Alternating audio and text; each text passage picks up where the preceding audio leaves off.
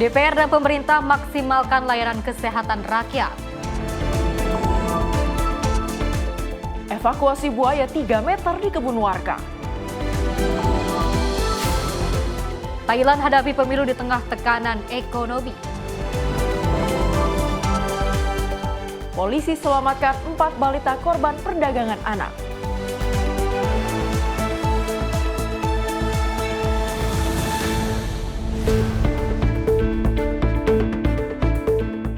Halo, selamat malam pemirsa Simpo TV. Selamat malam Festi. Selamat malam Cila. Baik sekali, kita harus semangat ya, karena kita berdua akan terus memberikan informasi yang terbaik untuk pemirsa di rumah terkait dengan perpolitikan, ekonomi, dan juga berita hiburan lainnya. Dan selama 2 jam ke depan tentu kami masih akan memberikan informasi mengenai olahraga, baik dari Indonesia maupun mancanegara. Bersama saya Priska Priscilla. Dan saya Festi Rahmadi. Inilah Menyapa Indonesia Malam selengkapnya.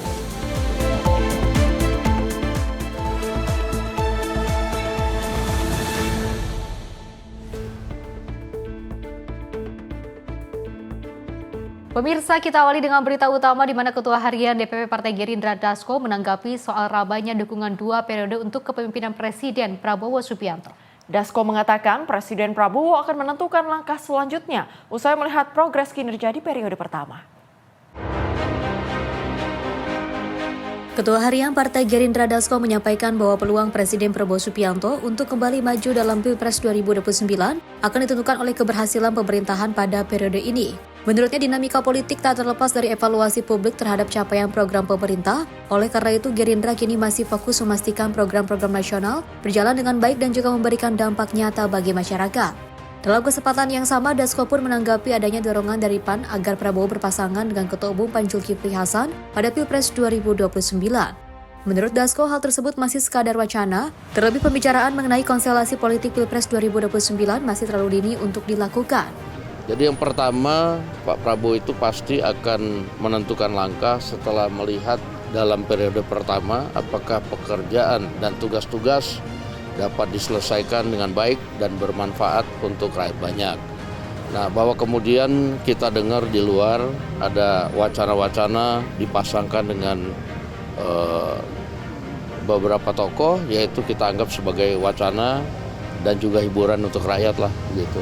Dari Jakarta, Sri Dewi Adayani, Rona Bajo, Simpo TV melaporkan.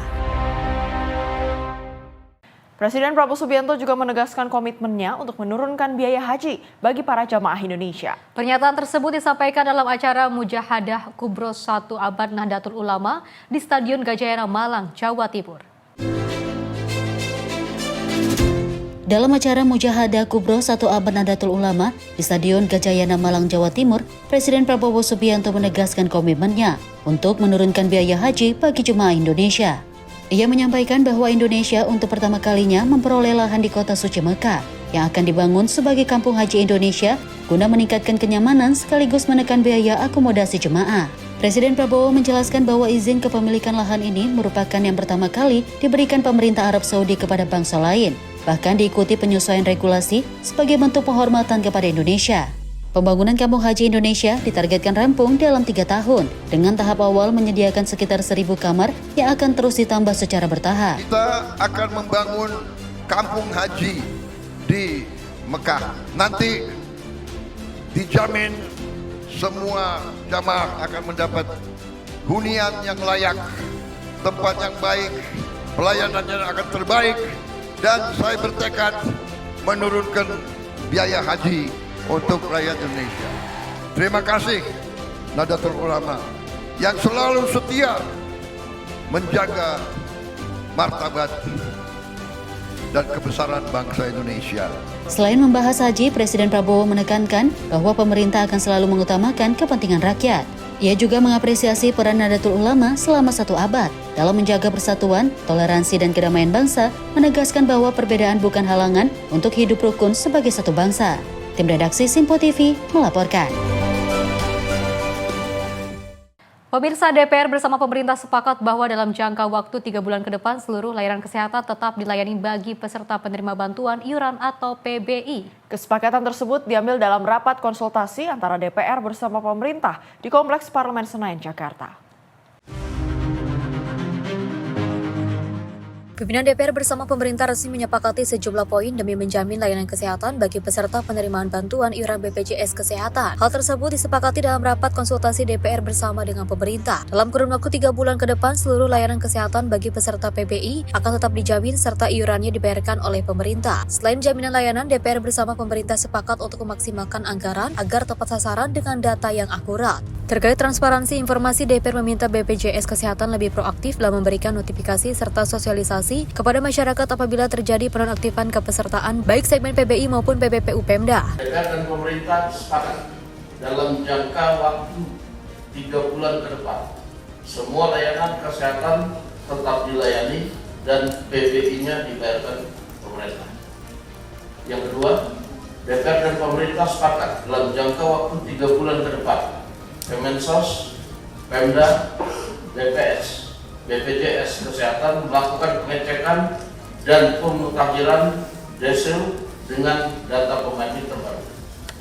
3. DPR dan pemerintah sepakat untuk memaksimalkan anggaran yang sudah dialokasikan di APBN secara tepat sasaran dan dengan data yang akurat. 4. DPR dan pemerintah sepakat agar BPJS Kesehatan aktif melakukan sosialisasi dan memberikan notifikasi ke masyarakat apabila terjadi penonaktifan kepesertaan PBI dan PBPU Pemda. 5. DPR dan pemerintah sepakat terus melakukan perbaikan dan mewujudkan ekosistem tata kelola jaminan kesehatan yang terintegrasi menuju satu data tunggal. Apa kesimpulan 1.1 sampai dengan poin 5 dapat disetujui? Sebelumnya, peserta BPJS Kesehatan segmen penerima bantuan iuran atau PBI mengalami penonaktifan kepesertaan. Terdapat jutaan masyarakat yang menjadi peserta BPJS Kesehatan segmen BPI mengalami kesulitan untuk melakukan pengobatan setelah adanya penonaktifan kepesertaan. Dari Jakarta, Fahrizal Ahmad Amin, Simpo TV melaporkan.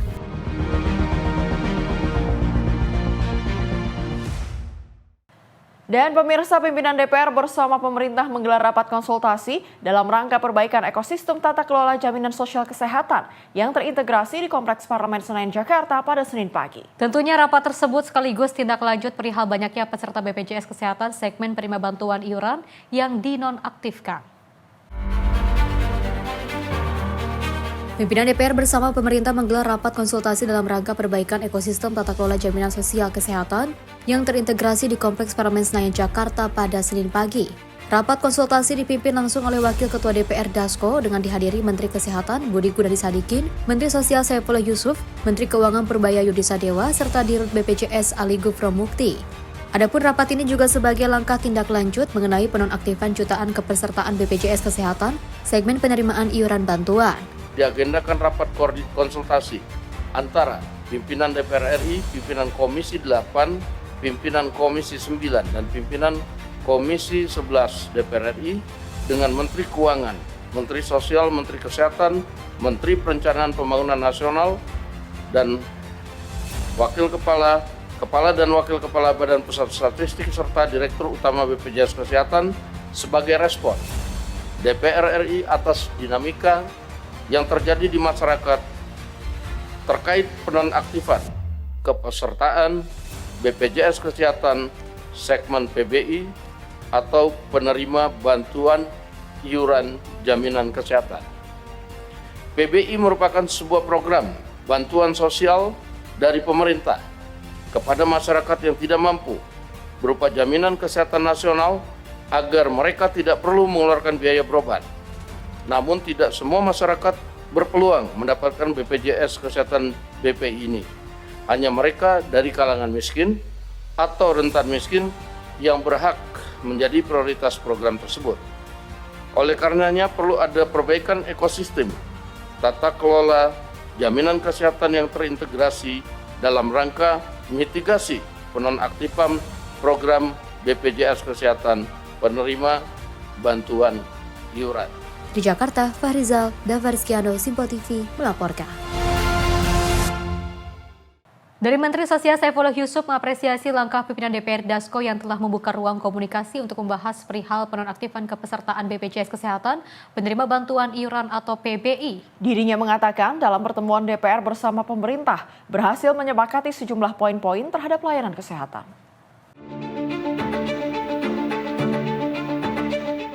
DPR bersama pemerintah menggelar pertemuan dalam rapat konsultasi yang membahas tindak lanjut terkait penonaktifan kepesertaan BPJS Kesehatan penerima bantuan iuran atau PBI. Rapat tersebut berlangsung di Kompleks Parlemen Senayan, Jakarta yang dipimpin oleh Wakil Ketua DPR Dasko.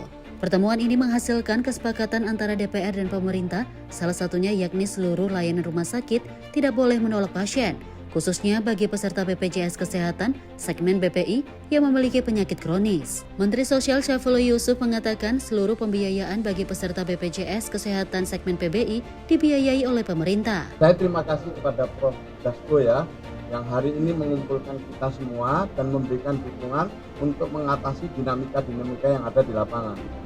Ya, sampai 3 bulan ke depan kita diberi kesempatan untuk merespon ya keluhan atau kekurangan-kekurangan dari mekanisme yang kita buat.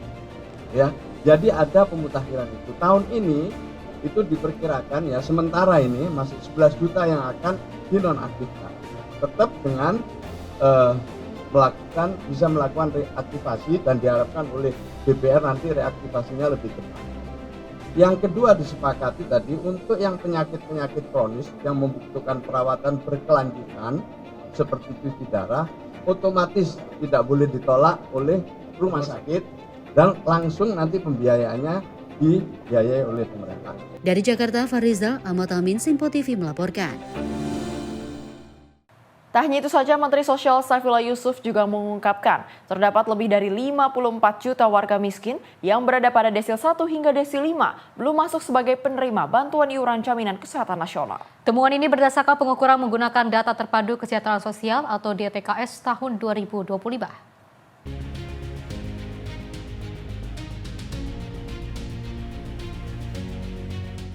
Sepanjang tahun 2025, sebanyak 54 juta masyarakat miskin dan pas-pasan dari kalangan desil 1 hingga 5 tidak menerima kepesertaan BPJS Kesehatan penerima bantuan iuran. Menteri Sosial Saifullah Yusuf mengatakan, justru 15 juta orang dari kalangan menengah atas dan kaya melainkan penerima BPJS Kesehatan PBI. Dirinya menyebut, dengan melihat data tersebut, maka orang mampu terlindungi BPJS Kesehatan PBI, sedangkan yang rentan menunggu. Berdasarkan DTSN masih ada penduduk desil 1 dan 5 yang belum menerima PBIJK. Sementara sebagian desil 6 sampai 10 masih tercatat sebagai penerima. Desil 1 sampai 5 yang belum menerima PBI cukup besar, yaitu sebesar 54 juta jiwa lebih. Sementara desil 10, desil 6 sampai 10 dan non desil, nanti mohon ini BPS bisa menjelaskan lebih rinci, mencapai 15 juta lebih. Itu yang sebelah kanan bisa dilihat, di mana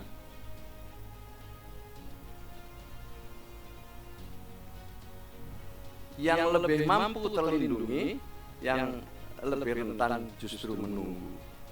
Ini adalah data yang kita peroleh pada tahun 2025. Oleh karena itulah kemudian kita mencoba untuk memanfaatkan desil ini dengan asumsi bahwa desil ini belum sepenuhnya sempurna. Kita masih perlu melakukan ground check lebih luas lagi, karena di tahun 2025 itu kami hanya mampu meng-ground check hanya 12 juta KK lebih, padahal seharusnya lebih dari 35 juta KK. Maka itulah kita kemudian kerjasama dengan daerah untuk melakukan verifikasi dan validasi cepat. Tetapi saya rasa itu masih belum cukup dan seharusnya harus ada lagi suatu upaya yang lebih nyata sehingga data kita makin tahun makin akurat. Dari Jakarta, Fahrizal Ahmad Amin, Simpo TV melaporkan.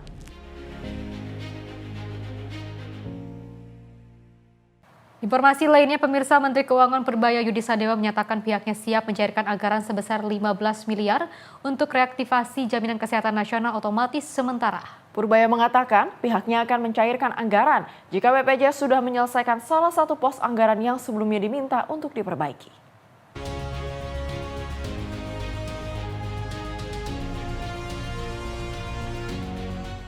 Menteri Kesehatan Budi Gunadi Sadikin mengusulkan anggaran sebesar 15 miliar untuk reaktivasi otomatis kepesertaan BPJS Kesehatan segmen penerimaan bantuan iuran bagi pasien penderita penyakit kronis. Menanggapi usulan tersebut, Menteri Keuangan Purbaya Yudisadewa mengatakan pihaknya siap meluncurkan anggaran sebesar 15 triliun untuk reaktivasi tersebut. Dirinya menyebut anggaran sebesar itu tidak masalah, terlebih anggaran cukup untuk memenuhi kebutuhan Kementerian Kesehatan. Selain itu, Badan Penyelenggaraan Jaminan Sosial atau BPJS diminta perlu menyelesaikan salah satu pos anggaran yang sebelumnya diminta untuk diperbaiki sebelum dicairkannya anggaran reaktivasi JKN. Nanti kan BPJS tinggal minta ke saya, itu satu anggaran masih dibintangin, dia tinggal perbaiki atau tinggal datang ke saya, mungkin minggu ini juga coba, jadi nggak ada masalah, nggak ada besar. Dari Jakarta, Farizal Ahmad Amin, Sinpo TV melaporkan. Kita beralih ke Wakil Ketua Komisi 10 DPR, lalu Hadrian Irvani, menyoroti perihal seorang guru yang berstatus pegawai pemerintah dengan perjanjian kerja paruh waktu di Sumedang, Jawa Barat hanya digaji Rp15.000. Lalu juga mengatakan pihaknya mengusulkan agar dibentuknya Badan Guru Nasional yang berada di bawah naungan langsung Presiden Prabowo agar kesejahteraan guru dapat teratasi. Seorang guru berstatus pegawai pemerintah dengan perjanjian kerja paruh waktu di Sumedang, Jawa Barat viral di media sosial usai menerima gaji hanya Rp15. Merespon hal itu, Wakil Ketua Komisi 10 DPR, lalu Hadrian Irvani, menyayangkan atas gaji yang diterima oleh guru tersebut. Lalu menyebut, pihaknya pun mengusulkan agar manajemen guru berada dalam satu pengelolaan yang benar dari pemerintah pusat. Dirinya menilai, jika perlu dibentuknya Badan Guru Nasional yang berada langsung di bawah naungan Presiden Prabowo Subianto agar kesejahteraan guru dapat terjamin. Polemik tentang kesejahteraan guru terus bergulir. Kami di Komisi 10 DPR RI sejak awal menyampaikan jika carut-marut pengelolaan guru ini terus terjadi, maka kami mengusulkan kepada pemerintah bahwa manajemen guru tarik ke pemerintah pusat. Manajemen guru harus berada dalam satu pengelolaan yang benar oleh pemerintah pusat. Bila perlu, dibentuk Badan Guru Nasional yang langsung berada di bawah Presiden. Sehingga mulai dari rekrutmen, kemudian penugasan, kemudian mutasi, kemudian pemberian reward maupun punishment terkelola dengan manajemen yang baik di bawah Badan Guru Nasional. Mungkin ini menjadi solusi yang baik terhadap pengelolaan guru kita, sehingga kesejahteraan guru bisa terjamin. Karena perlu diingat bahwa pendidikan yang kuat, keberhasilan pendidikan salah satunya ditopang oleh peningkatan kesejahteraan guru. Oleh sebab itu, saya dan teman-teman di Komisi 10 DPR RI berupaya, berikhtiar agar pengelolaan guru ini bisa lebih baik di masa-masa yang akan datang. Investasi di bidang pendidikan tentu dalam rangka mempersiapkan generasi emas menuju Indonesia Emas tahun 2045. Dari Jakarta, Farizal, Sinpo TV melaporkan. Kita beralih ke Kemenko Infrastruktur dan Pembangunan Kewilayahan yang melaksanakan Town Hall Meeting, penguatan penataan ruang wilayah untuk pembangunan inklusif dan berkelanjutan. Forum ini pemirsa menyoroti bahwa penataan ruang tidak hanya terbatas pada daratan, tetapi juga mencakup keseluruhan termasuk laut, udara, dan ruang bawah tanah. Rapat koordinasi ini dilakukan guna mempertemukan para pemangku kepentingan lintas kementerian, lembaga, serta komunitas untuk membahas isu strategis penataan ruang wilayah nasional. Forum tersebut diselenggarakan sebagai ruang dialog terbuka untuk menyatukan perspektif dalam rangka mendorong pertumbuhan ekonomi, pembangunan yang inklusif, serta berkelanjutan. Dalam pelaksanaannya, forum ini menyoroti bahwa penataan ruang tidak hanya terbatas pada daratan, tetapi mencakup keseluruhan termasuk laut, udara, dan ruang bawah tanah. Menurut Menko Bidang Infrastruktur dan Pembangunan Kewilayahan, Agus Harimurti Yudhoyono, menyebutkan bahwa penataan ruang nantinya akan semakin kompleks seiring meningkatnya kebutuhan ruang akibat pertumbuhan penduduk dan ekonomi, sehingga pengelolaan ruang harus dilakukan secara cermat. AHY juga menyoroti pentingnya tata kelola dan kepastian regulasi implementasi kebijakan tata ruang, termasuk rencana detail yang nantinya akan dijadikan acuan oleh seluruh pemangku kepentingan dari nasional hingga daerah. Lebih lanjut, AHY juga membahas terkait dengan mitigasi bencana, dikarenakan posisi Indonesia berada di kawasan rawan bencana, yang menurut penataan ruang berbasis pada daya dukung dan daya tampung lingkungan. Menurutnya, banyak bencana di wilayah hilir merupakan dampak dari pengelolaan ruang di wilayah hulu yang tidak terkendali, sehingga integrasi penataan ruang dengan upaya resiko pengurangan bencana menjadi keharusan. Inti dari town hall meeting ini, tadi masing-masing telah menyampaikan perspektif yang tentunya penting untuk kita dengar, karena town hall meeting yang membedakan town hall meeting dengan rapat koordinasi biasanya adalah kita juga banyak mendengar, sekaligus kita jadikan sebagai referensi untuk menyempurnakan upaya yang telah dilakukan selama ini agar tata ruang wilayah nasional ini benar-benar terintegrasi. Karena bukan hanya darat yang perlu diatur, itu sebetulnya ya semua matra, udara, laut, termasuk bawah tanah, ruang bawah tanah ini. Kalau kita hadapkan pada kebutuhan Indonesia yang tentunya kita ingin menjadi negara maju, maka jumlah penduduk yang juga semakin bertambah ini benar-benar akan menghadirkan kompetisi, termasuk perebutan bukan hanya sumber daya alam, tapi juga tanah, ruang. Sekali lagi, baik di darat, laut, maupun bawah tanah, bahkan udara. Karena memang semuanya perlu mendapatkan atensi dan prioritas. AHY juga berharap seluruh masukan yang dihimpun dapat memperkuat kebijakan penataan ruang nasional yang lebih terintegrasi, berkelanjutan dan berkeadilan, serta mampu menjadi pondasi bagi pembangunan infrastruktur dalam jangka panjang. Dari Jakarta, Anggita Haryono, Azizul Hakim, Simpo TV melaporkan.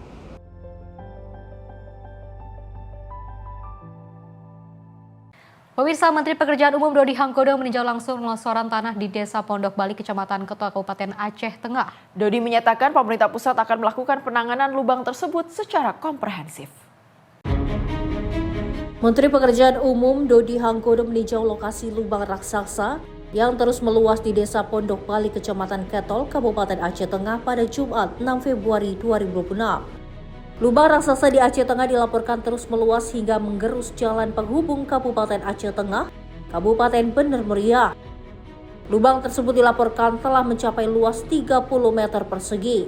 Dodi menambahkan saat mengunjungi lokasi lubang dirinya merasakan getaran.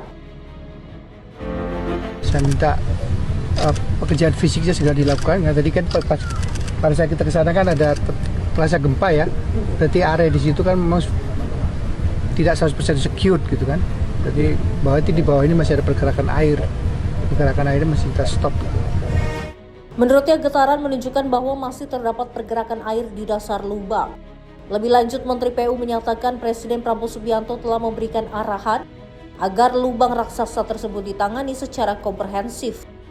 Lubang raksasa di Aceh Tengah diketahui pertama muncul sebagai lubang kecil pada awal 2000-an. Lubang kemudian meluas secara bertahap. Berdasarkan laporan masyarakat sekitar, lubang yang meluas pernah memutus akses Jalan Belang Mancung Simpang Bali, penghubung Kabupaten Aceh Tengah Bener Meriah pada 2006. Pemerintah setempat dilaporkan sempat melakukan rehabilitasi dan rekonstruksi selama periode tersebut. Berdasarkan analisis awal Badan Geologi, fenomen lubang yang meluas ini bukan sinkhole, tetapi piping erosion atau erosi buluh, erosi bawah permukaan. Di redaksi Simpo TV melaporkan.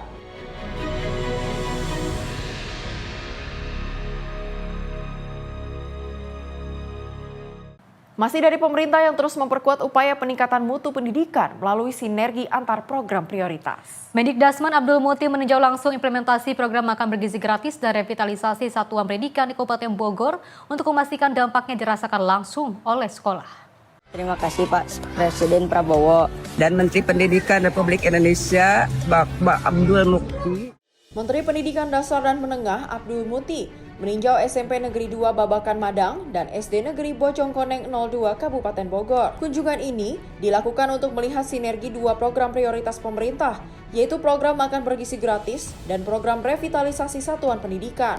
Program makan bergizi gratis diharapkan mendukung kesehatan dan konsentrasi belajar peserta didik. Sementara program revitalisasi sekolah berfokus pada perbaikan bangunan dan sarana prasarana agar lebih aman, nyaman, dan layak digunakan. Melalui sinergi ini, pemerintah menargetkan terbangunnya ekosistem belajar yang menyeluruh, mulai dari pemenuhan gizi hingga lingkungan fisik sekolah yang mendukung proses pembelajaran. Revitalisasi sekolah juga memberikan rasa tenang bagi guru dan murid, serta menumbuhkan harapan baru untuk meningkatkan kualitas pembelajaran di sekolah. Program makan bergizi gratis dan revitalisasi sekolah disinergikan agar anak-anak belajar dalam kondisi sehat, nyaman, dan aman, sehingga proses pembelajaran bisa berjalan lebih optimal. Pemerintah menegaskan, sinergi antar program prioritas akan terus diperkuat untuk memastikan pendidikan bermutu dapat dirasakan secara nyata di satuan pendidikan. Tim redaksi Sinpo TV melaporkan. Pemirsa, Menteri Keuangan Purbaya Yudi Sadewa menegaskan akan tetap memberikan pendampingan hukum terhadap pegawai Ditjen Pajak dan Bea Cukai yang baru-baru ini terjaring operasi tangkap tangan KPK. Purbaya memastikan pendampingan yang diberikan bukan merupakan bentuk intervensi hukum, melainkan perlakuan yang adil terhadap para pegawainya.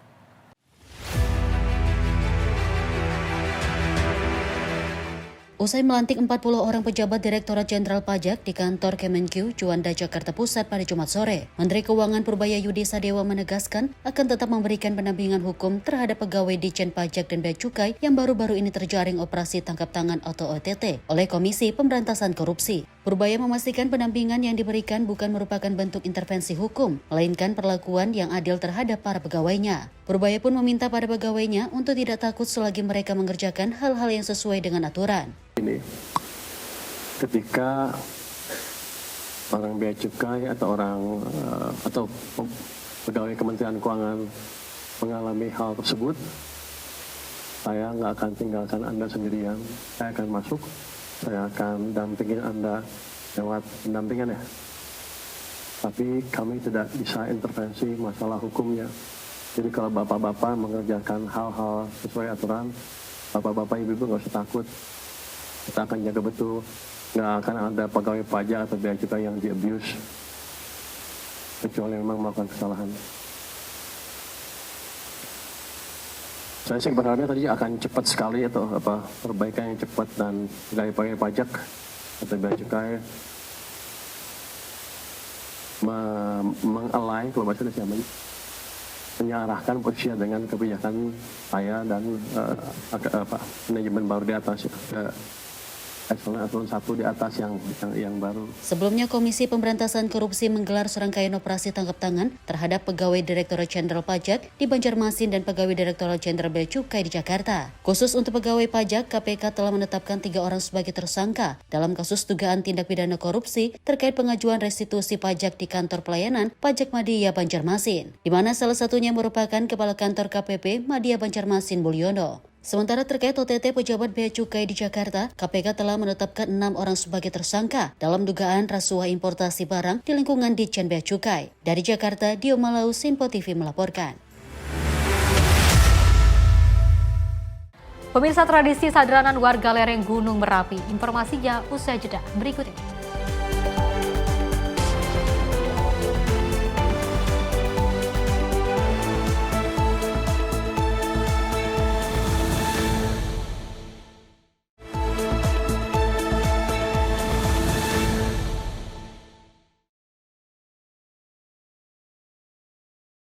Terima kasih pemirsa, Anda masih bersama kami di Sinpo TV. Kita lanjutkan ke informasi berikutnya mengenai insiden perahu tenggelam yang terjadi saat persiapan nyadaran untuk keesokan harinya pada Minggu di Desa Balongdowo, Kecamatan Candi, Kabupaten Sidoarjo, Sabtu 7 Februari 2026. Perahu tidak mampu menahan beban berat dan juga getaran dari sound system yang sedang diuji.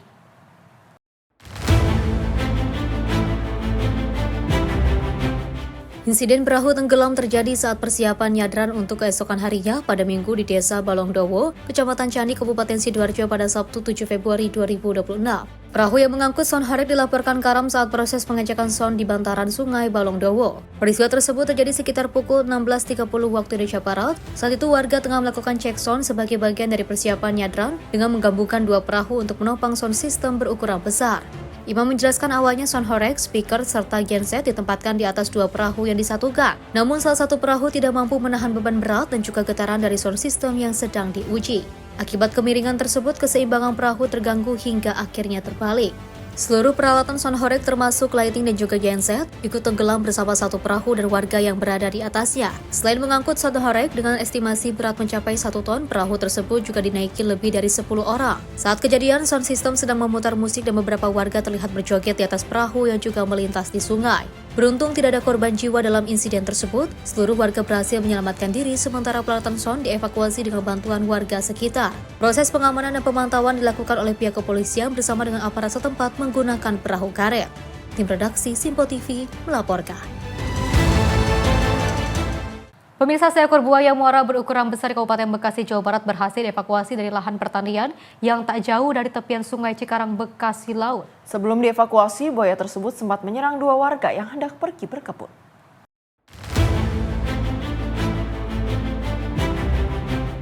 Warga bersama komunitas pecinta reptil berhasil mengevakuasi seekor buaya muara di Desa Hurib Jaya, Kecamatan Babelan, Kabupaten Bekasi, Jawa Barat. Buaya dengan bobot sekitar 150 kg dan panjang 3 meter ini berhasil diamankan dari area perkebunan warga yang berdekatan dengan aliran Sungai Cikarang, Bekasi Laut. Buaya tersebut pertama kali ditemukan oleh sepasang suami istri yang hendak pergi berkebun.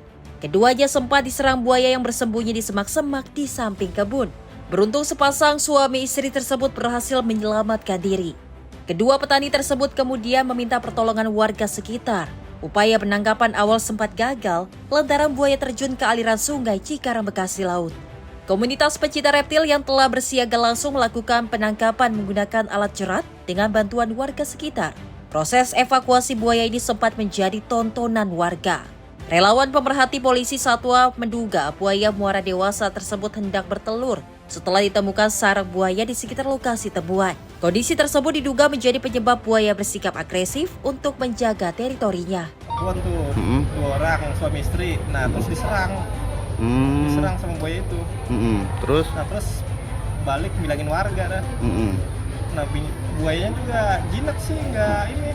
Kondisinya itu suami istri itu di kebun apa? Mau ke kebun. Kebunnya? Mau lihat kebunnya. Kebunnya di mana? Di belakang sini dekat pinggir kali itu. Oh, kali apa? Kali CBL. Kali CBL, berarti nggak jauh dari kali CBL kebunnya. Terus sempat diserang sama buaya. Sempat panik. Panik langsung lapor ke warga. Terus balik lagi? Balik lagi warga dah. Buayanya masih ada? Masih ada. 3 meteran lah. Itu tadi warga rame-rame? Warga rame dari pagi tadi. Tadi juga udah sempet sih ditangkap. Cuman tambangnya nggak kuat. Putus. Iya. Buayanya lari ke kali lagi terus naik lagi. Jadi udah ke kali tapi balik lagi? Balik lagi. Itu tadi proses evakuasi berapa jam kira-kira, Bang? Lumayan lama sih. Lama ya? Soalnya kan dia turun naik lagi. Oh, bolak-balik itu ya? Iya, bolak-balik. Menangkap buaya muara, Pak, yang berada di daerah sini. Yang kebetulan kita melibatkan dari pemerhati polisi satwa, Pak. Nah, jadi dari PPS Kelapa 2. Kebetulan ada warga di sini yang minta bantuan ke kita. Jadi kita coba membantu dan mengevakuasi buaya ini, buaya muara. Kurang lebih berukuran 2,5 meter atau 3 meter kurang dikit, Pak. 3 meter kurang sedikit. Tadi berapa personil yang terjunkan untuk melakukan evakuasi? Berapa personil? Untuk melakukan evakuasi itu tadi kita kurang lebih 1, 2, 3, 4, 5, 6. Ada 6, Pak, untuk tim intinya. Tim inti ada 6. Kemudian ya alhamdulillah setelah dia naik ke darat, kita tarik dan dibantu oleh warga semua, warga sekitar sini. Panjang dan beratnya berapa? Kalau panjang itu kurang lebih hampir 3 meter, Pak. Hampir 3 meter. Tapi ngeliat dari fisik ini, beratnya kurang lebih ada sekitar 1 kintal lebih lah, 150 kilo mungkin ada, Pak. Karena tadi diangkat sama 5 orang pun cukup berat ya. Kalau melihat kondisi ini, saya tidak tahu dia piaran atau tidak, tapi kita tahu bahwa di aliran Sungai Cikeas tersebut itu memang bagian dari muaranya itu tempat habitat buaya juga. Cuma jadi saya tidak bisa memprediksi ini piaran atau liar ya, tapi kurang lebih memang ada di daerah pemukiman keluarga yang cukup membahayakan. Terlihat juga dari tadi karakter buaya, dia menyerang orang, Pak. Ketika kita di darat itu dia menghapus orang. Dan kita curiga buaya tersebut sepertinya sedang ingin membuat sarang untuk bertelur, Pak. Kalau lihat dari fisik sih kurang lebih ini ada kayaknya lagi membuat sarang untuk bertelur dia, Pak. Kira-kira usianya berapa ini? Kurang lebih ini ada sekitar 5 tahun sampai 7 tahun lah kurang lebihnya, Pak. Ini hanya perkiraan kasat mata yang saya bisa lihat. Kemana, Pak? Ini rencana buaya ini akan kita bawa ke Kelapa II, ke markas polisi Satwa, Pak, di Depok. Guna menghindari konflik antara manusia dan satwa, buaya tersebut dievakuasi ke markas polisi Satwa di Depok, Jawa Barat. Selanjutnya buaya akan dilepas liarkan kembali ke habitat alaminya yang jauh dari permukiman warga. Dari Bekasi, Jawa Barat, Muhammad Ridwan, Simpo TV melaporkan. Pemirsa, tim SAR berhasil menemukan jasad Soleh, korban terakhir insiden longsor tambang Bijih Timah di Desa Pemali Bangka, Provinsi Kepulauan Bangka Belitung pada Sabtu sore 7 Februari 2026. Penemuan ini pemirsa secara resmi mengakhiri operasi pencarian dan juga evakuasi yang telah berlangsung sejak musibah terjadi pada Senin 2 Februari 2026. Pencarian korban longsor di tambang pon di Kecamatan Pemali, Kabupaten Bangka, Provinsi Kepulauan Bangka Belitung akhirnya mencapai kepastian. Pada hari ke-6 operasi pencarian, tim SAR gabungan berhasil menemukan korban terakhir yang tertimbun material longsor dalam kondisi meninggal dunia pada Sabtu 7 Februari 2026. Korban atas nama Soleh Hidayat, 32 tahun, ditemukan sekitar pukul 13.33 waktu Indonesia Barat. Lokasi penemuan berada tidak jauh dari titik awal kejadian longsor yang menutup area tambang sejak beberapa hari lalu. Usai ditemukan, jasad korban langsung dievakuasi oleh tim SAR gabungan yang selanjutnya dibawa ke RSUD Sungai Liat untuk menjalani proses penanganan lebih lanjut sesuai prosedur medis. Diketahui, insiden tragis ini menelan 7 korban jiwa yang semuanya telah berhasil ditemukan oleh tim di lapangan. Mereka adalah Abad, Samson, Sanam, Abeng, Alex, Manaf, dan Soleh. Tim redaksi Simpo TV melaporkan.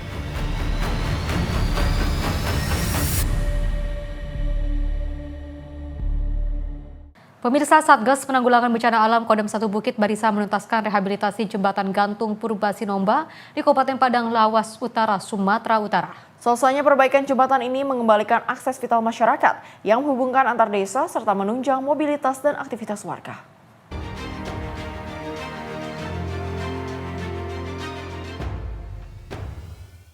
Pasca bencana yang sempat merusak akses penghubung antar desa, Satgas Golbenkal Kodam 1 Bukit Barisan menyelenggarakan rehabilitasi jembatan gantung Purba Sinomba di Kabupaten Padang Lawas Utara. Rehabilitasi dilaksanakan secara terpadu dengan melibatkan personel TNI, unsur teknis Denzibang, serta partisipasi aktif masyarakat setempat. Fokus pekerjaan dititik beratkan pada penguatan struktur jembatan demi menjamin keselamatan dan kelayakan akses transportasi warga. Sejumlah bagian jembatan yang mengalami kerusakan diperbaiki dan diganti, termasuk lantai jembatan, gelagar, serta bagian pengaman. Jembatan gantung Purba Sinomba yang menjadi urat nadi aktivitas warga kini telah kembali dapat digunakan. Jembatan Rambin yang menghubungkan Desa Pagarantonga dengan Purba Sinomba alhamdulillah sudah selesai. Dibangun oleh Pak Kasat dan TNI bersama-sama TNI. Jalan ini sudah bagus dan kami sebagai Kepala Desa Pagarantonga dan Purba Sinomba mengucapkan terima kasih yang sebanyak-banyaknya atas partisipasi dan bantuan karena ini jalan ini adalah merupakan akses untuk mengangkut hasil alam atau mengangkut karet dan juga sawit yang dari Pagarantonga menuju Purba Sinomba. Sekali lagi kami mohon, kami gitu mengharapkan agar ada lagi rabat yang menghubungkan dari Pangkar Rambin menuju Purba Sinomba. Harapan kami bisa dibangun supaya masyarakat ini bisa menjual gitu hasil panen atau hasil gitu padinya. Sekali lagi kami tidak bisa mengucapkan yang lebih banyak. Kami mengucapkan terima kasih kepada Bapak Kasat, Kepala Staf Angkatan Darat dan juga Tentara Nasional Republik Indonesia Angkatan Darat. Terima kasih. Keberadaan jembatan ini diharapkan dapat mendukung kelancaran mobilitas, aktivitas sosial, serta perekonomian masyarakat pasca bencana. Cihana Bila, Sinpo TV melaporkan. Pemirsa, banjir bandang yang melanda Kabupaten Aceh Tamiang mengakibatkan kerusakan pada sejumlah fasilitas pendidikan. Pasca bencana, TNI Angkatan Darat juga turun langsung melaksanakan renovasi sekolah agar proses belajar mengajar dapat kembali berjalan aman dan nyaman.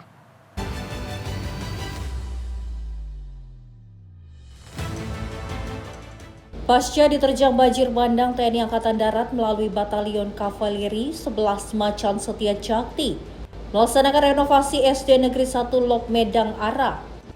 Kegiatan renovasi dilaksanakan di Desa Tua Langcut, Kecamatan Manyak Pait, Kabupaten Aceh Tamiang pada Minggu 8 Februari 2026. Sebanyak 40 personel Yonkav 11 Macan Setia Cakti diterjunkan langsung untuk memperbaiki fasilitas sekolah yang rusak akibat banjir. Perbaikan meliputi ruang kelas, dinding bangunan, atap sekolah, serta pengecatan ulang guna menciptakan lingkungan belajar yang lebih aman dan nyaman. Proses renovasi dilaksanakan secara gotong royong bersama pihak sekolah dan masyarakat setempat, di mana pihak sekolah menyampaikan apresiasi dan ucapan terima kasih atas kepedulian Yonkav 11 Macan Setia Cakti. Renovasi ini dinilai sangat membantu karena kondisi sarana prasarana yang terbatas pasca bencana yang terjadi beberapa waktu lalu. Cihana Bila, Sinpo TV melaporkan.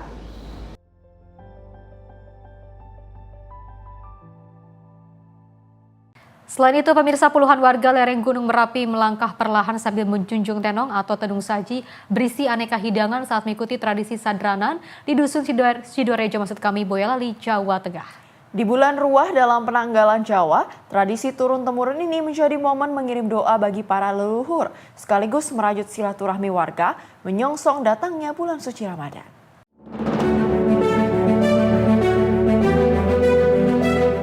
Di lereng Gunung Merapi, tradisi jelang bulan Ramadan di Dukuh Sidorejo, Desa Genting, Kecamatan Cipogo, Boyolali, Jawa Tengah, tidak hanya syarat makna spiritual. Tengah mayoritas warga muslim, umat Kristiani turut ambil bagian dalam tradisi sadranan ini. Bukan sekadar ritual tahunan, sadranan menjadi simbol hidupnya nilai kerukunan antar umat beragama di perdukuhan kecil ini. Puluhan warga berjalan bersama menuju makam leluhur sambil membawa tenongan di atas kepala. Setiba di pelataran makam, doa bersama dipanjatkan dengan tata cara Islam. Usai berdoa, warga menyantap hidangan yang mereka bawa, saling bertukar makanan, dan menikmati kebersamaan dalam suasana hangat dan akrab. Tokoh masyarakat Dukuh Sidorejo, Rosidi, menjelaskan tradisi sadranan rutin dilaksanakan setiap tanggal 17 Ruah dalam penanggalan Jawa. Tujuan utamanya adalah mendoakan para leluhur, sekaligus sebagai wujud rasa syukur atas rezeki yang diberikan Tuhan, baik dari hasil bertani, berdagang, maupun usaha lainnya. Tradisi ini juga menjadi sarana memupuk gotong royong dan semangat saling menjaga antar pemeluk agama. Rosidi menambahkan, sadranan di Dukuh Sidorejo diikuti oleh sekitar 95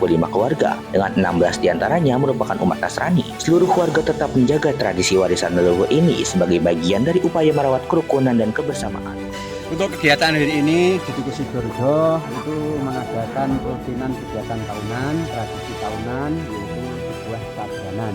Yang pertama mengenang para leluhur, yang kedua itu menjalin silaturahmi, yang ketiga itu adalah merupakan wujud syukur rasa syukuran kepada Allah SWT selama satu tahun dikasih kenikmatan berupa ini dari hasil tani, hasil buruh, mungkin dari karyawan, pedagang, itu kita. Tradisi sadranan masyarakat di lereng Gunung Merapi dan Merbabu, Boyolali dilaksanakan di 15 desa di Kecamatan Cipogo. Pelaksanaannya dilakukan secara bergilir dan terjadwal. Rangkaian tradisi diawali dengan bersih-bersih makam, dilanjutkan sedekah melalui tenongan, dan ditutup dengan silaturahmi dari rumah ke rumah. Dari Boyolali, Jawa Tengah, Raditya Hermansyah. Jelang memasuki bulan Ramadan, warga perumahan Lido Permai, Cigombong, Bogor Minggu sore memiliki tradisi bersih-bersih masjid. Hal ini dilakukan agar masjid terasa bersih saat jemaah menggelar salat tarawih di bulan Ramadan.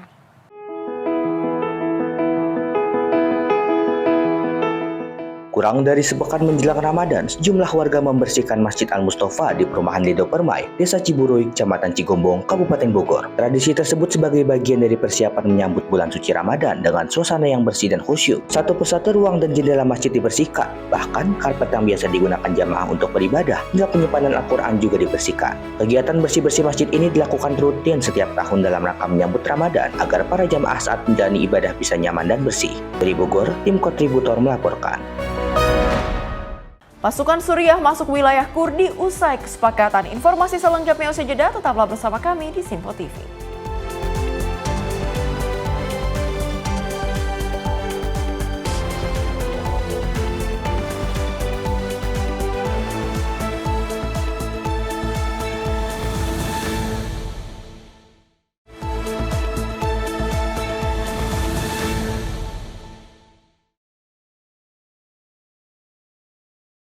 Terima kasih pemirsa, Anda masih bersama kami dan kita lanjutkan informasinya. Angkatan Udara dan juga Antariksa Spanyol menampilkan atraksi udara di langit Buenos Aires, Argentina. Dalam rangka tur tribut peringatan 100 tahun penerbangan bersejarah, pesawat amfibi Plus Ultra yang pertama kali menghubungkan Spanyol dan Amerika Latin pada tahun 1926.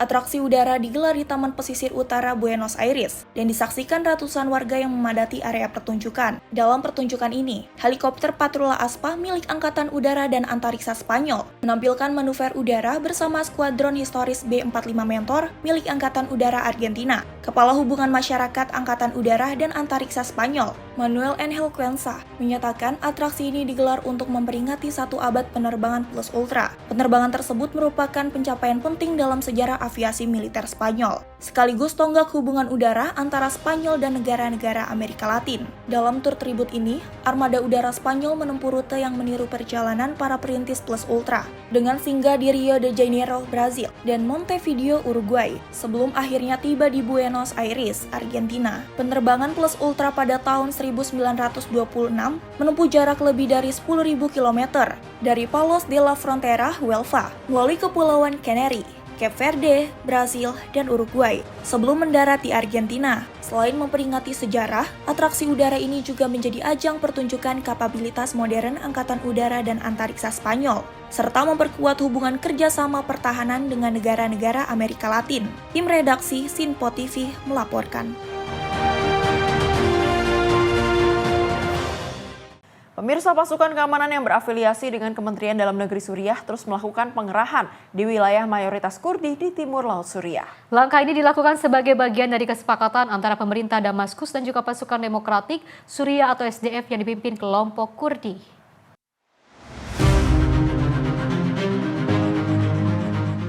Konvoi pasukan keamanan Suriah memasuki kota Komisli di Provinsi Al-Hasakah setelah sehari sebelumnya juga memasuki wilayah sekitar kota tersebut. Berdasarkan kesepakatan, pasukan keamanan dalam jumlah terbatas akan ditempatkan di wilayah mayoritas Kurdi dengan tugas terbatas untuk mengamankan fasilitas milik negara. Menjelang masuknya pasukan, pengamanan diperketat di Jalan Amuda akses utama menuju Komisli. Sementara SDF memberlakukan jam malam. Personil SDF dan pasukan keamanan Kurdi lokal bersiaga di persimpangan dan jalur utama. Sebagian dari mereka menutupi wajah dan terdapat juga perempuan di antara pasukan yang dikerahkan.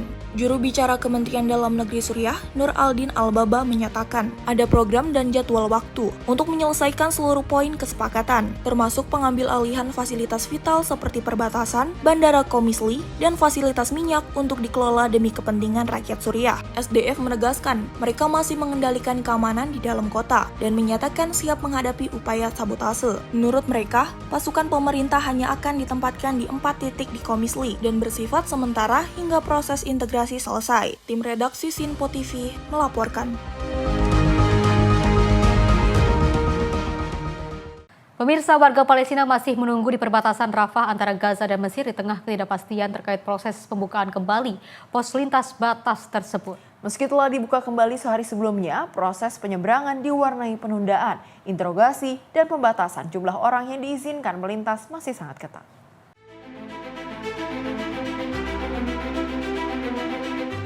Di sisi Mesir, warga Palestina yang sebelumnya melarikan diri dari Gaza berkumpul menunggu kesempatan kembali setelah menjalani perawatan medis. Sementara itu di sisi Gaza, pasien yang membutuhkan perawatan yang tidak tersedia di dalam Gaza berkumpul di rumah sakit sebelum dibawa menuju Rafah dengan ambulans. Otoritas Mesir menginformasikan sejumlah pasien dan juga pendamping telah melintas dari Gaza ke Mesir.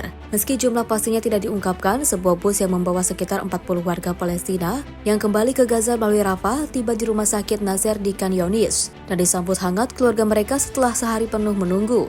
Meski disebut sebagai kemajuan dalam gencatan senjata yang rapuh, hanya sekitar belasan orang yang berhasil menyeberang kedua arah pada hari pertama pembukaan. Sejumlah perempuan yang kembali ke Gaza mengaku diinterogasi, diborgol dan juga ditutup matanya oleh tentara Israel sebelum akhirnya dibebaskan. Jumlah penyeberangan tersebut jauh di bawah target 50 orang dan dinilai belum menjawab kebutuhan puluhan ribu warga Palestina. Hingga kini pengiriman bantuan melalui Rafah masih dilarang. PBB dan juga Organisasi Kesehatan Dunia menegaskan Rafah harus berfungsi sebagai koridor kemanusiaan seutuhnya. Namun penjaringan ketat oleh Israel dan Mesir membuat masa depan pembukaan Rafah masih diliputi ketidakpastian. Tim redaksi Simpo TV melaporkan.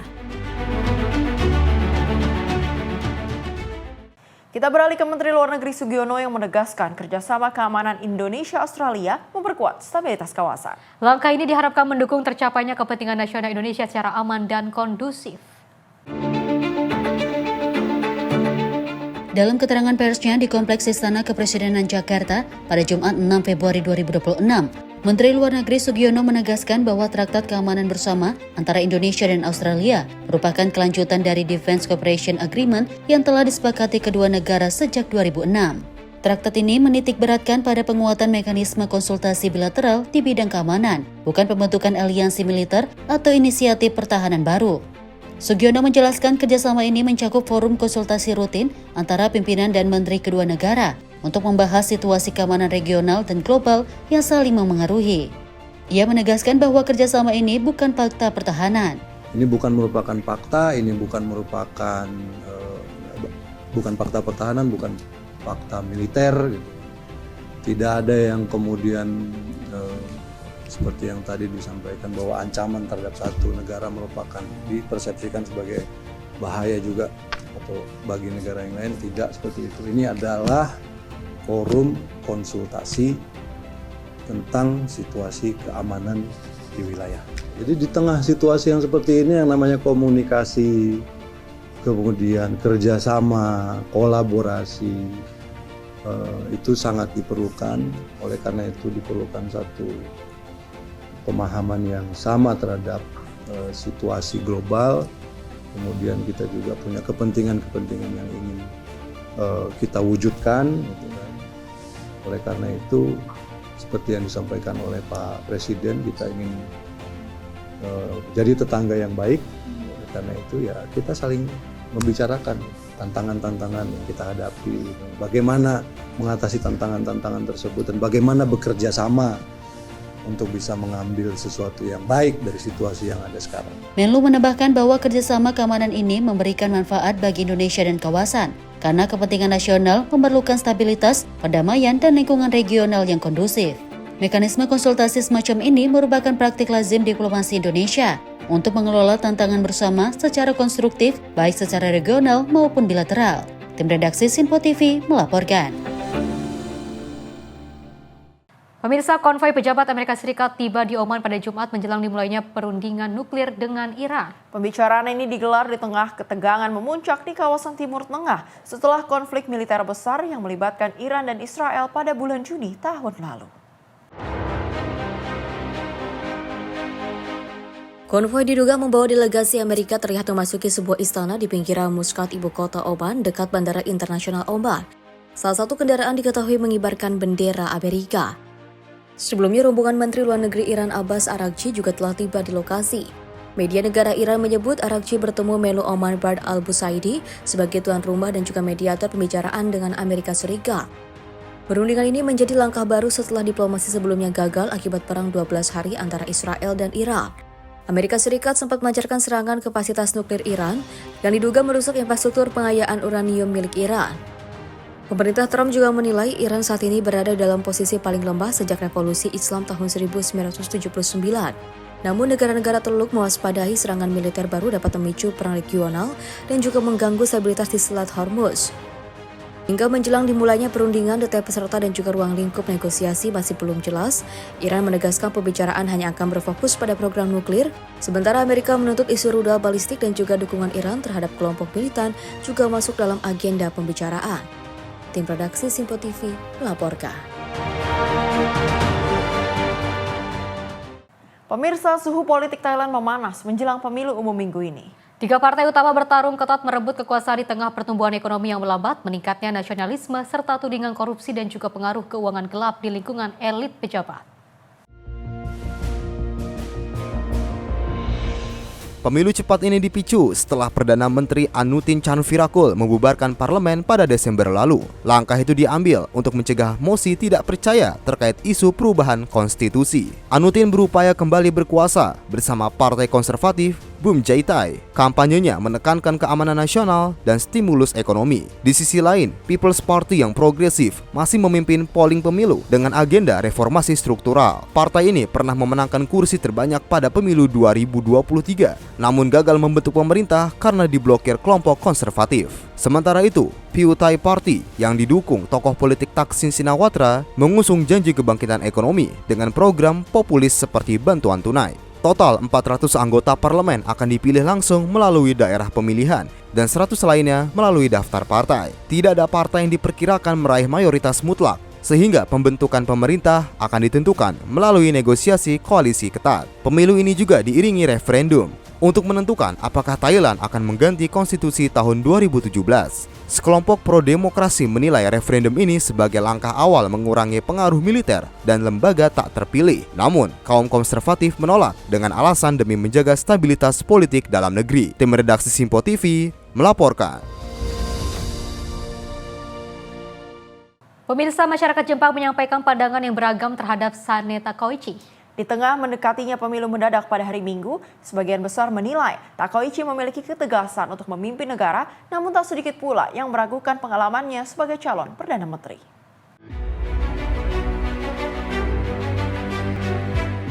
Jelang pemungutan suara, suasana politik di Jepang kian dinamis. Nama Sanae Takeuchi menjadi salah satu tokoh yang paling banyak diperbincangkan publik, terutama terkait kemungkinannya memimpin pemerintahan baru. Warga yang diwawancarai menyebut Takeuchi dipandang sebagai sosok tegas dengan gaya nasionalisme yang kuat yang dinilai mampu memperkuat posisi Jepang di kawasan global. Namun di sisi lain, sejumlah pemilih mengaku masih ragu apakah Takeuchi dapat menjawab tantangan besar seperti tekanan ekonomi, populasi menua, dan hubungan regional yang sedang memanas. Pemilu mendadak ini digelar di tengah ketidakpastian politik dalam negeri dan akan menentukan arah pemerintahan Jepang ke depan. Para analis menilai hasil pemilu akan menjadi ujian besar bagi kepemimpinan nasional. Dengan waktu kampanye yang singkat, para pemilih dihadapkan pada pilihan penting. Apakah Jepang akan melanjutkan arah kebijakan lama atau memberi ruang bagi tokoh baru seperti Takeuchi untuk memimpin negara? Tim redaksi Simpo TV melaporkan. Kita beralih ke Presiden Panama, Jose Raul Mulino, menegaskan negaranya tidak akan tunduk pada tekanan China menyusul putusan Mahkamah Agung yang membatalkan konsensi perusahaan Hong Kong di Pelabuhan Kanal Panama. Mulino menyebut Panama adalah negara berdaulat dan juga tidak akan diancam oleh siapapun. Pernyataan Mulino disampaikan dalam konferensi pers pagi hari ini saat menanggapi kritik keras pemerintah China. Mulino menekankan Panama akan tetap teguh menjalankan putusan pengadilan. Putusan ini muncul sepekan setelah Mahkamah Agung Panama menyatakan konsesi yang dipegang anak usaha CK Husichon Holdings bersifat tidak konstitusional. Keputusan pengadilan dipandang sebagai kemenangan politik bagi Presiden Amerika Serikat Donald Trump yang berupaya membatasi pengaruh China di jalur perdagangan global tersebut. Situasi ini menempatkan Panama di tengah tarik-menarik geopolitik antara Washington dan juga Beijing. China memperingatkan Panama akan membayar harga mahal jika putusan itu dilanjutkan. Sementara pihak CK Husichon menyatakan sangat tidak sepakat dan telah memulai proses arbitrase terhadap pemerintah Panama. Mulino menjelaskan hingga putusan diterapkan, sepenuhnya otoritas maritim Panama akan terus bekerja sama dengan Panama Ports Company dan juga menjaga operasi pelabuhan tetap berjalan normal. Setelah konsesi resmi berakhir, anak usaha perusahaan logistik Denmark, AP Møller - Mærsk, akan mengambil alih operasi secara bertahap hingga tender baru dibuka dan konsesi pengganti ditetapkan. Tim redaksi Simpo TV melaporkan. Selain itu, pemirsa, Perdana Menteri Inggris Keir Starmer menghadapi krisis politik besar di dalam negeri. Meski tidak pernah bertemu Jeffrey Epstein, posisinya terancam akibat fallout hubungan dengan sekutunya, Peter Mandelson, dan terpidana kejahatan seksual itu.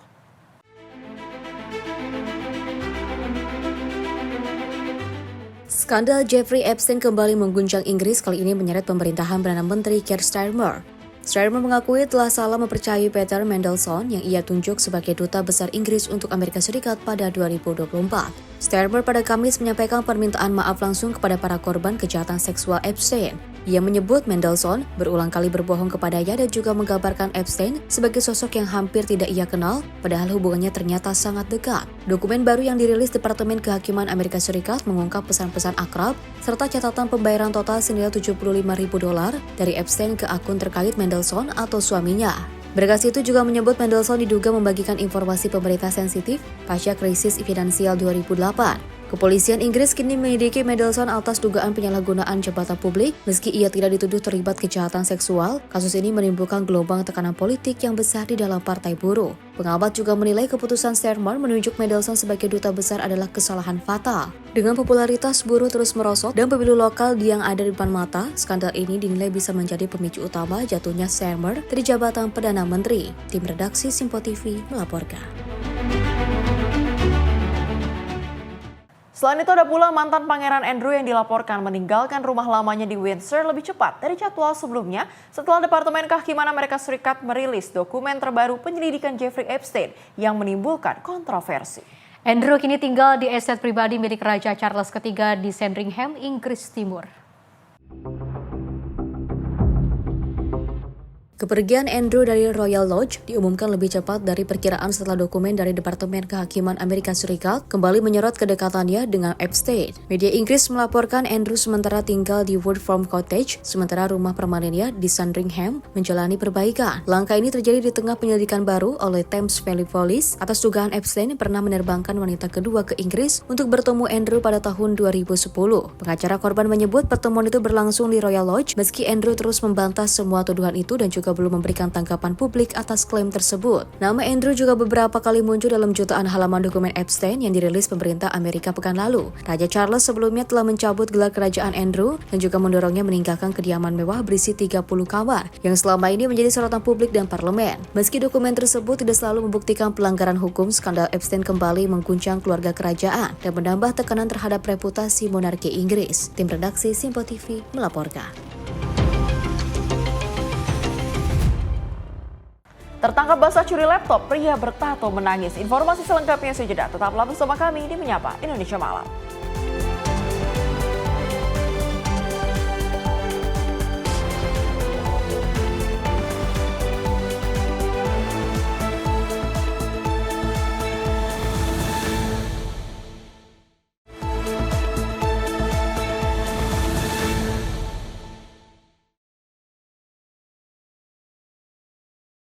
Terima kasih pemirsa, Anda masih bersama kami dan kita lanjutkan informasinya. Seorang pengendara motor di Pandeglang, Banten diamankan polisi karena kedapatan membawa ratusan butir-butir obat jenis tramadol dan juga heximer siap edar. Pengendara ini diamankan petugas saat terjaring operasi maung di pusat kota Pandeglang. Nasib sial dialami seorang pemuda berinisial AR. Pemuda berusia 23 tahun ini tidak berkutik saat dihentikan anggota Satlantas Polres Pandeglang di depan Masjid Agung Ar-Rahman pada Senin siang. Awalnya petugas hanya hendak melakukan pemeriksaan rutin dalam rangka Operasi Keselamatan Maung 2026. Namun gerak-gerik pelaku yang mencurigakan membuat petugas melakukan penggeledahan badan. Hasilnya mengejutkan. Polisi menemukan ratusan butir obat keras tanpa izin edar yang disembunyikan di dalam saku celana pelaku. Total terdapat 152 butir jenis heximer dan 211 butir tramadol yang berhasil disita. Diduga kuat, ratusan obat terlarang tersebut akan kembali diedarkan oleh pelaku kepada sejumlah pelanggan. Untuk kepentingan pengembangan, AR berikut barang bukti langsung diserahkan ke unit Satres Narkoba Polres Pandeglang. Pengendara itu berbalik arah kembali karena di depan mulut gang di ujung kita cegat juga, sehingga dia berbalik arah juga. Kemudian mereka berlari sehingga itu menimbulkan kecurigaan bagi kita. Kemudian setelah kita coba kejar, mereka lari. Salah satunya yang kena ini atas nama lari ke arah Gang Asmaul Husna atau depan Masjid Agung. Kemudian bersama warga, dibantu warga, berhasil diamankan. Ketika diamankan, kita cek dan kita periksa terdapat obat-obat terlarang. Polisi kini tengah mengalami asal-usul obat tersebut serta memburu pemasok utamanya. Masyarakat pun diimbau untuk tetap waspada dan segera melaporkan jika mengetahui adanya peredaran obat ilegal di lingkungan mereka. Dari Pandeglang, Banten, jurnalis Sinpo TV melaporkan. Sedangkan seorang remaja yang masih duduk di bangku SMP di Kota Depok, Jawa Barat diamankan warga setelah terlibat aksi tawuran antar kelompok di kawasan Kampung Berigi, Bedahan, Sawangan, Depok, Jawa Barat. Dari tangannya diamankan sebilah senjata tajam. Remaja yang masih duduk di bangku SMP ini diamankan warga saat mencoba melarikan diri setelah aksi tawurannya dibubarkan warga. Aksi tawuran antar dua kelompok remaja ini terjadi di Jalan Haji Sulaiman, Kampung Perigi, Bedahan, Sawangan, Depok. Akibat peristiwa tersebut, seorang korban yang mengalami luka bacok senjata tajam di bagian kepala dan beberapa bagian tubuh lainnya langsung dilarikan ke rumah sakit. Sementara, dari tangan pelaku juga diamankan sebilah senjata tajam dari dalam tas yang dibawanya. Hoi, lo janjian di mana pakai apaan? Janjiannya pakai apaan tawurannya? Mana ini? Hah? Ditanya. Saya pakai barang, cuman saya nggak punya. Terus? Ya udah, saya gini aja. Itu sama lawan? Lu sama mana? Enggak, maksudnya tawurannya sama anak mana? Sama itu kayak bocah-bocah main semua, Pak. Terus? Nah, terus ya udah janjian gitu. Janjiannya di mana? Sini. Di medsos. Pakai apa janjiannya? Apa janjiannya bukan dari saya, sama saya. Pakai apa janjiannya? Medsos. Pakai barang, cuman saya nggak punya. Enggak, janjian tawurannya di sini pakai apaan? Pakai medsos atau pakai WA? Oh, saya. Ini tasnya saya. Saya cuma modal jaket doang nih. Pakainya ini barang mungkin ini nih. Tuh, ada sini. Emang sering banget di sini, Be? Tawurannya bocah. Sering di sini. Seminggu berapa kali biasanya di sini? 3 kali. 3 kali sini? Kejadian kadang-kadang. Ini masih sore baru jam 9. Yang pada tagihan harus tawuran di kandang. Petugas kepolisian dari Polsek Sawangan, Depok yang mendapatkan laporan langsung mengamankan pelaku tawuran untuk dimintai keterangan. Aksi tawuran di kawasan ini memang sering terjadi. Menurut warga, dalam setiap pekannya, aksi tawuran bisa terjadi hingga 3 kali. Dari Kota Depok, Jawa Barat, jurnalis Sinpo TV melaporkan. Dari Polda Metro Jaya, pemirsa mengungkap kasus dugaan tindak pidana perdagangan orang dengan korban anak balita. Dalam pengungkapan ini, 4 orang anak berhasil diselamatkan dan 10 orang tersangka ditetapkan polisi. Kasus ini berawal dari laporan masyarakat terkait hilangnya seorang anak yang dilaporkan ke Polres Metro Jakarta Barat. Hasil penyelidikan, polisi mendapatkan informasi keberadaan korban di wilayah Jambi, pedalaman Sumatera. Dalam operasi penyelamatan, 4 orang anak berhasil dievakuasi dan saat ini menjalani perawatan di Dinas Sosial Provinsi DKI Jakarta. Dari hasil penyidikan, polisi menetapkan 10 orang tersangka berinisial IJ, A, N, HM, W, EB, EM, SU, RM, dan RZ. Di antara para tersangka merupakan ibu kandung dari bayi yang diperdagangkan. Seluruh tersangka telah ditahan di rumah tahanan Polres Metro Jakarta Barat. Polisi menyebut anak korban dijual secara berantai dengan nilai transaksi hingga puluhan juta rupiah. Korban berusia antara 5 bulan hingga 3 tahun. Selain itu, polisi memastikan kondisi fisik para korban dalam keadaan cukup sehat dan pemulihan psikologis terus dilakukan. Para tersangka dijerat Undang-Undang Perlindungan Anak dan Undang-Undang Pemberantasan Tindak Pidana Perdagangan Orang dengan ancaman pidana maksimal 15 tahun penjara. Kami berhasil menyelamatkan 4 orang anak yang menjadi korban dari tindak pidana perdagangan orang ini. Dan keempat orang korban anak ini saat ini sedang dalam proses perawatan pada Dinas Sosial DKI Jakarta. Kami tim gabungan dengan dinas terkait terus melakukan pemantauan terhadap kondisi dan perkembangan anak tersebut karena sebagaimana tadi disampaikan oleh Pak Kabid Humas, hak anak menjadi hal yang utama yang kami kedepankan. Pengungkapan ini tentu bagi kami menunjukkan adanya komitmen negara dalam melindungi anak dari kejahatan yang sangat serius, khususnya terkait dengan perdagangan dan penjualan anak, yang ini tentu merupakan salah satu dari pelanggaran berat terhadap hak asasi anak. Anak yang menjadi korban dari TPPO ini tentu adalah korban kejahatan yang harus mendapatkan perlindungan maksimal, terutama kaitannya dengan pemulihan, baik itu fisik maupun psikologis, termasuk juga pemulihan sosial. Sementara itu, Komisi Perlindungan Anak Indonesia menyampaikan apresiasi atas pengungkapan kasus ini.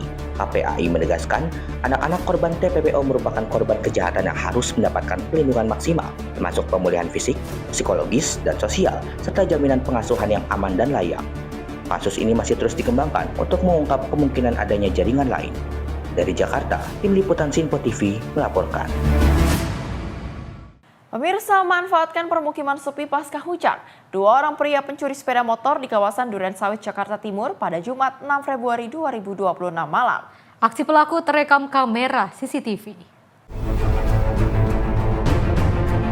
Dari rekaman kamera CCTV, nampak 1 dari 2 pelaku masuk ke dalam garasi rumah warga di Malaka Jaya, Durensawit, Jakarta Timur, Jumat malam 6 Februari 2026. Pelaku sempat berbolak-balik keluar masuk rumah untuk memastikan situasi aman. Sementara 1 pelaku lainnya bertugas mengawasi situasi di depan rumah korban. Saat dirasa aman, pelaku kemudian merusak kunci kontak kendaraan sepeda motor jenis Matic yang terparkir di garasi rumah. Hanya dalam hitungan detik, pelaku membawa kabur motor korban menggunakan kunci T. Menurut keterangan korban, pelaku memanfaatkan situasi pemukiman yang sepi pasca hujan, sehingga korban maupun warga setempat tidak ada yang menyadari aksi pencurian tersebut. Saya sedang di kamar bersama istri, kejadian 7:30 kurang lebih 7:30 pas malam, ya. Kebetulan asisten rumah tangga saya lagi ke Alfamart. Pintu saya nggak kunci aja, saya biasa aja, saya slot biasa. Ini juga nggak saya kunci. Pas kemudian pembantu saya buka pintu, saya dengar klotek. Saya keluar, oh Mbak pulang. Kemudian saya nengok ke kiri sini, motor udah nggak ada. Saya kaget, Mbak tadi nggak bawa motor kan? Iya nggak bawa. Motor kemana nih? Waduh, saya pikir hilang nih. Waduh, hilang. Atas kejadian ini, korban langsung melaporkan kejadian ke kantor polisi. Korban berharap agar polisi dapat cepat menangkap kedua pelaku lantaran sangat meresahkan. Dari Jakarta, jurnalis Sinpo TV melaporkan. Pemirsa, tertangkap basah usai mencuri komputer jinjing atau laptop di dalam rumah warga. Seorang pria diduga mabuk menangis lantaran takut dihakimi di Serdang, Kemayoran, Jakarta Pusat. Pelaku mengaku mencuri untuk menebus sang kakak yang berada di panti rehabilitasi narkoba.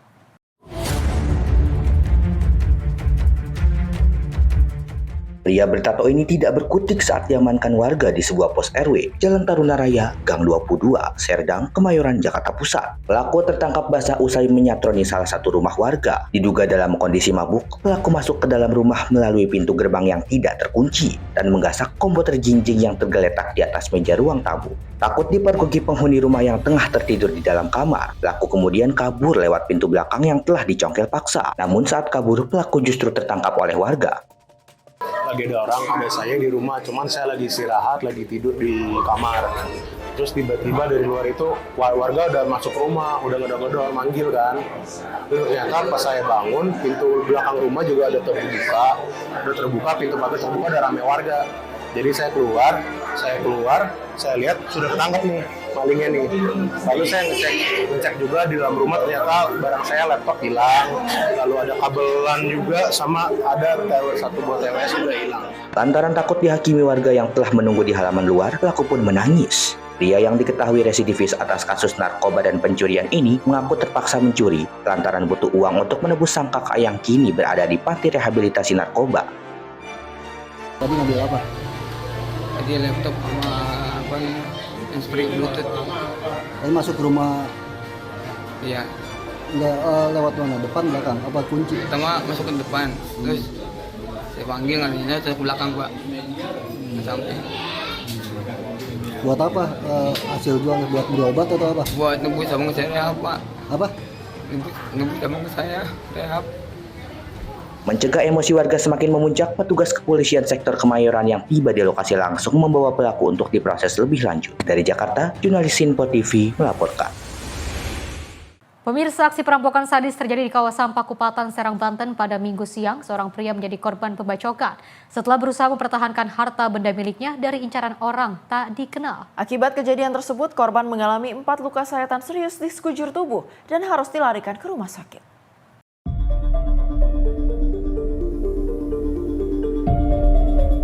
Nasib malam menimpa seorang pria berinisial AM. Dirinya menjadi korban keberingasan pelaku perampokan saat sedang berjalan kaki di sepanjang Jalan Raya Pakupatan, Serang, Banten pada Minggu pagi pukul 10 waktu Indonesia Barat. Peristiwa bermula saat korban dihampiri oleh seorang pria tak dikenal yang mengendarai sepeda motor. Pelaku awalnya meminta sejumlah uang, namun karena mengira hanya bercanda, korban tidak mengindahkannya permintaan tersebut.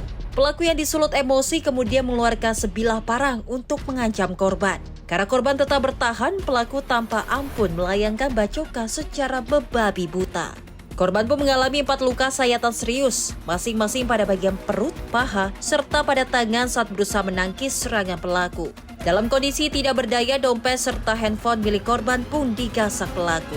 Kondisinya pada hari Minggu tanggal 8 Februari 2026 sekitar pukul 10, korban ini inisial AM tadi sedang duduk di kolong jembatan. Tiba-tiba ada seseorang minta uang sama korban, tidak dikasih. Kemudian pelaku ini mengancam dan memaksa sambil mengeluarkan parangnya, golok.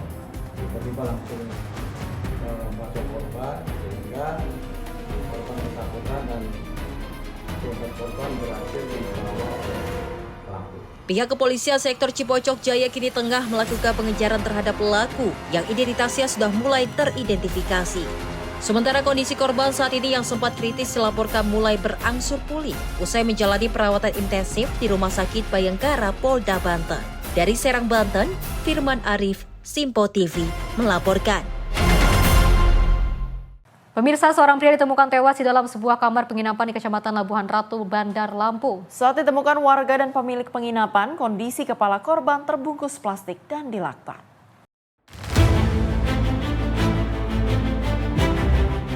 Korban ditemukan oleh pemilik penginapan yang berada di Jalan Untung Suropati, Kecamatan Labuhan Ratu, Kota Bandar Lampung, yang mengajak warga mendobrak pintu kamar pada Sabtu sore. Saat itu korban yang tak kunjung keluar kamar ternyata sudah tak bernyawa terbaring di atas kasur. Nahasnya kondisi kepala korban terbungkus plastik dan juga dilakban. Mendapat laporan tersebut, polisi langsung mendatangi lokasi kejadian dan memasang garis polisi. Petugas pun kini masih melakukan identifikasi terhadap jasad korban dan memeriksa saksi-saksi serta rekaman kamera CCTV untuk mengungkap penyebab kematian korban.